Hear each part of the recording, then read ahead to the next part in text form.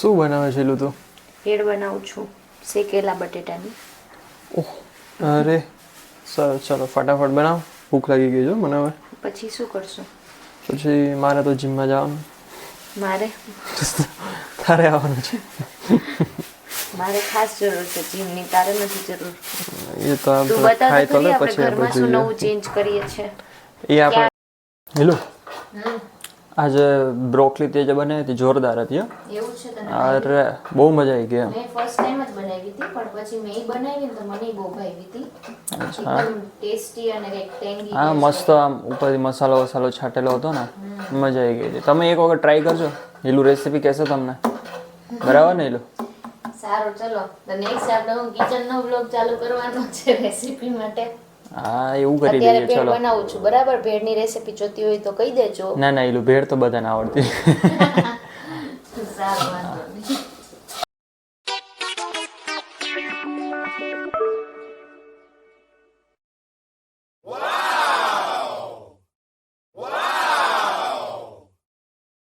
ટીયુનો video shoot ચાલે છે mothers purse તરફથી. ટીયુ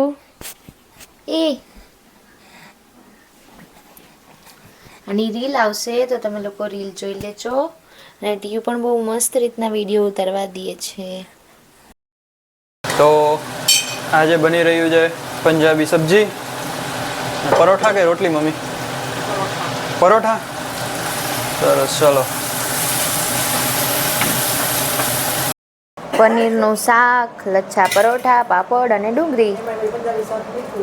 એમાં પંજાબી શાક થોડુંક મીઠું થઈ ગયું છે. અરે સ્વીટ સબ્જી છે આ તો. સ્વીટ સબ્જી છે. હાર્દિકને બહુ ભાવે છે. કા તો પછી 2 વખત કદાચ ખાંડ નાખી ગઈ. ખાંડ નાખી નથી, એમને મીઠું થઈ ગયું છે.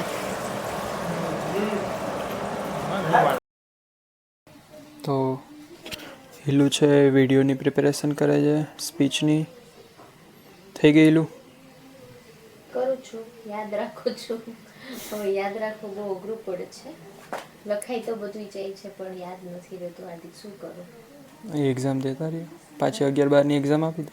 એક્ઝામ થોડી દેવાય, ત્યારે તો બધું યાદ રહેતું હતું, પણ હવે તારી યાર મેરેજ કરીને બધું ભૂલાઈ ગયું છે. બરાબર છે.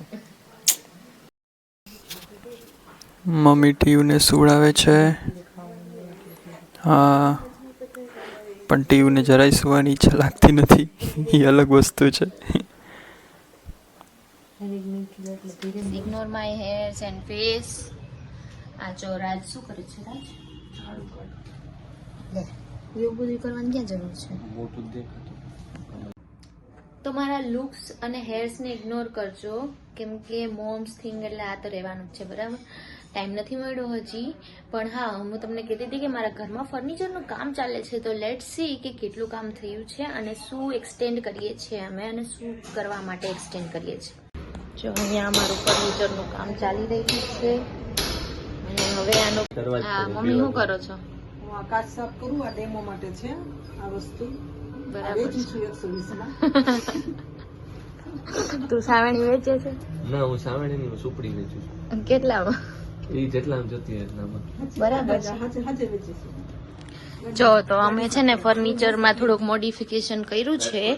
તો અહીંયાથી આ બેડ છે થોડોક એક્સટેન્ડ કર્યો છે, અને અહીંયા થોડુંક પાટિયું એક ફિટ કરી અને અહીંયા આટલું ગાડલું નખાવી દેશું, એટલે ટીયુ અને એના મમ્મી પપ્પા આરામથી સૂઈ શકે ને મોટો બેડ થઈ જાય એટલા માટે. તો હજી ફર્નિચરનું કામ ચાલે છે, એટલે ઘરમાં થોડુંક મેસી છે. અને અહીંયા દેખાય છે તમને, ત્યાં અમે ડાઇનિંગ ટેબલ ફોલ્ડેબલ રાખવાના છે, એનું બી કામ ચાલે છે. તો એ બની જાય ત્યારે એ બતાવશું. કેટલા દિવસ ચાલશે?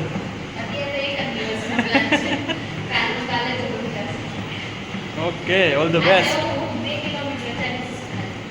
સરસ, ચાલો.